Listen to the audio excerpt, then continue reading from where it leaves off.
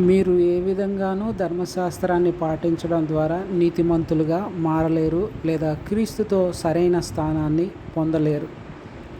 ధర్మశాస్త్రాన్ని పాటించడం ద్వారా ఎవరూ దేవుని దృష్టిలో నీతిమంతులుగా తీర్చబడరు. ధర్మశాస్త్రం మీకు ఫలానా పని చేయడం ద్వారా ఇది పాపం అనే జ్ఞానాన్ని మాత్రమే ఇస్తుంది, కానీ అది మిమ్మల్ని ఎటువంటి విధంగానూ నీతిమంతులుగా చేయలేదు.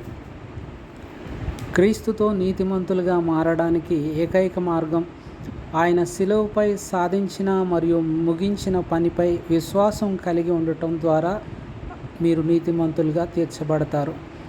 మీరు మీ చివరి శ్వాస తీసుకునే వరకు ధర్మశాస్త్రమందు ఇవ్వబడిన 613 నియమాలలో ప్రతిదాన్ని మీరు పాటించవచ్చు లేదా దానిని చేయడంలో విఫలం అవ్వచ్చు. అలా చేయడం ద్వారా మీరు నీతిమంతులుగా ప్రకటించబడలేరు. మిమ్మల్ని మీరు తగ్గించుకోవడం, ఎక్కువ దశంభాగం ఇవ్వడం, చర్చికి క్రమంగా హాజరు కావడం, నిర్దిష్టమైన దుస్తులు ధరించడం, యాజకుని వద్దకు వెళ్ళి పాపక్షమాపణ కోరుకోవడం, ఇవేవి కూడా మిమ్మల్ని క్రీస్తుతో నీతిమంతులుగా చేయలేవు. విశ్వాసం ద్వారా అందరూ నీతిమంతులుగా తీర్చబడతారు మరియు మీరు ధర్మశాస్త్రం ద్వారా వచ్చే నీతిమంతులుగా ఉండలేరు, కానీ విశ్వాసం ద్వారా మీకు అనుగ్రహించబడే నీతిమంతులుగా మీరు ఉండాలి.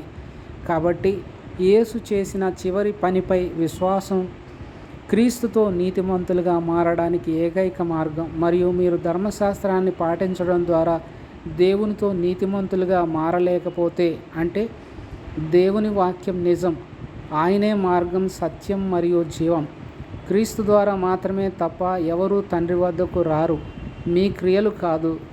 క్రీస్తు ద్వారా కాకుండా వేరే విధంగా అనగా తండ్రి వద్దకు మీరు రావడానికి ప్రయత్నిస్తే అటువంటి వారిని దొంగలుగా ఆయన పిలుస్తాడు. ఆమేన్.